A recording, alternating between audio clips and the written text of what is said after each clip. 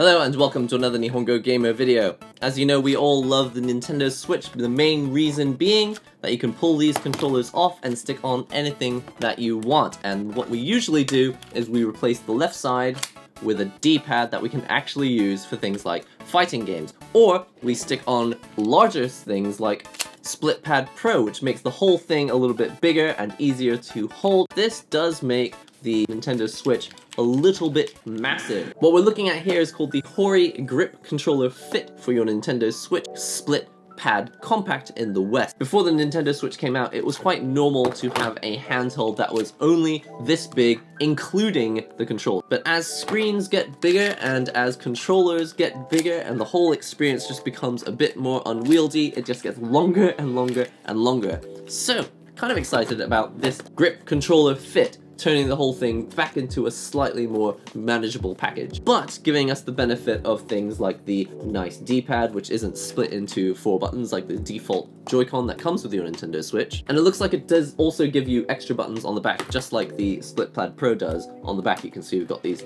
extra buttons. Alright, just gonna pull here on the back tab to open the box. Now, this is in the light grey and yellow, but I assume they're gonna be making various other colors as well. We don't need the box now, and it's very, very simple. A few bits of instructional paper.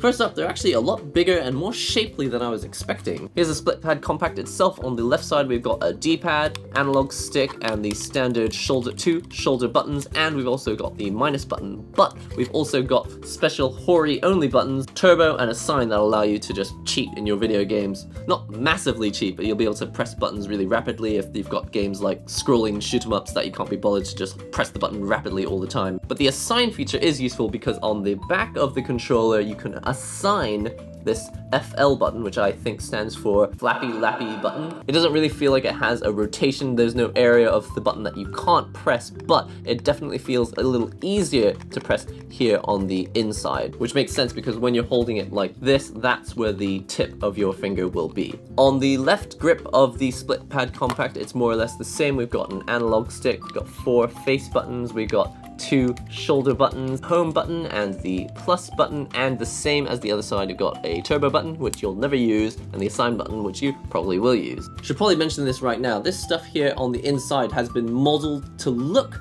like a Joy-Con, but there are no lights, there's no power switch, there's no sync button, because these do not actually charge. These have to be plugged in to the Nintendo Switch while you're using it. So just slide both sides on. Here goes the right side, and there you have it. Ha! You know what?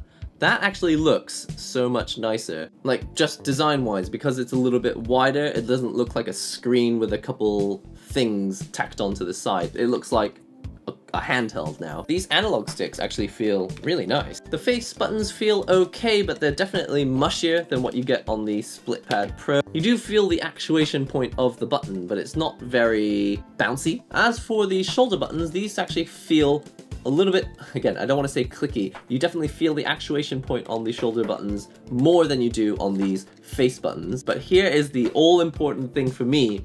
It's the D-pad. So is it big enough to be comfortable, but small enough to still fit into a bag so that I don't have to take it off and replace it with the standard Joy-Cons? It's time to try the Split Pad Compact. Okay, so as you can see, I've got the Nintendo Switch set up here, and I'm using the standard Joy-Cons. If I press left on the Joy-Con, or if I press right on the Joy-Con, or if I press 2 buttons at the same time, I can obviously pull these off even mid-game, put them off to the side, and let's plug in our new Hori Split Pad Compact. We'll slide them onto the Nintendo Switch, and as you can see, we now have a device that looks a little bit more like a Steam Deck, because this Nintendo Switch is just getting wider and wider. Instantly, I already feel like it's going to be easier than using the normal Joy-Cons, but I'm also noticing that it's quite a stiff D-pad. You might like that, it's stiff, but it's also quite slow. So instead of being like off, on, it's kind of like got this gummy feel, which feels very different to the previous D-pad of the Hori D-pad Joy-Con. The next thing I'm noticing immediately from this D-pad is, again,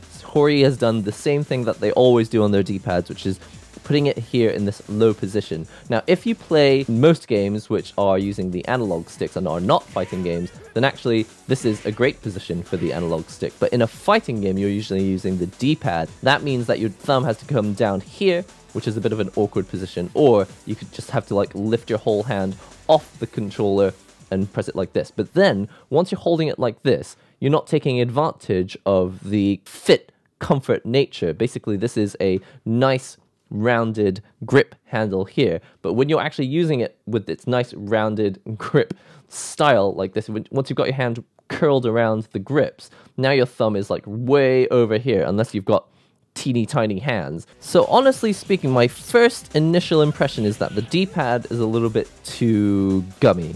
Like, the buttons take a really long time to come back up after you've pressed them. You don't feel like a click. Obviously, it's not a clicky D-pad anyway, but you don't feel the actuation point very clearly. And that's surprising because Hori is the same company that has made a D-pad Joy-Con before. If we take the split pad fit off and we replace it with the split pad Pro, this D-pad actually feels like it's loose enough that you can move around quickly with it, but when you press the button, you know, it's just down, up, down, up. It's very digital feeling, which is presumably, this is exactly what you want. But anyway, this is not a video about the Split Pad Pro. Slide this on here.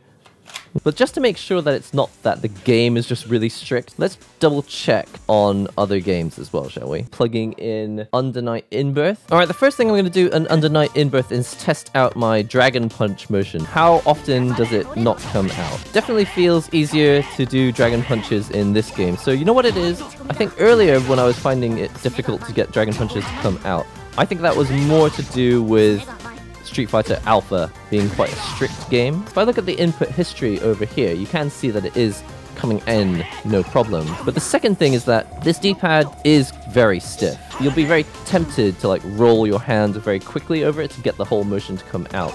But you have to be kind of more careful than usual and make sure that you're ending on your diagonal motion. When you press left and right on the D-pad, you definitely feel like the fleshy part of your thumb is being dug into by the sharp, it's not a sharp corner, but it's quite a hard plastic corner of this D-pad.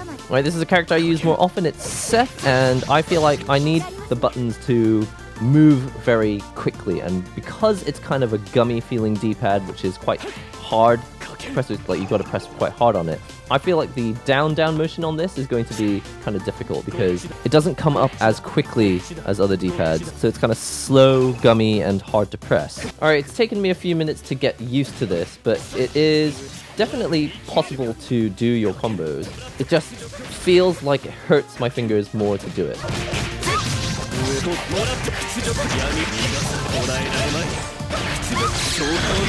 Okay, so I was finally able to get that combo to come out, but I feel like the main trouble I had, and it's not that it's impossible to do, the main thing is that it is going to require more effort to press these buttons. I feel like rocking my left thumb from left to right like this, because when I'm pressing left or down or doing anything from left side to right side, I feel like I have to do this rocking motion, and this really hurts right here on my thumb because I'm going very quickly from left side to rock the right side. I need to do it with quite, not considerable force, but in a lot more force than is usually required on a Hori D-pad. I feel like I'm fighting the controller, which is very, it's lifting up very sluggishly. It's not very snappy.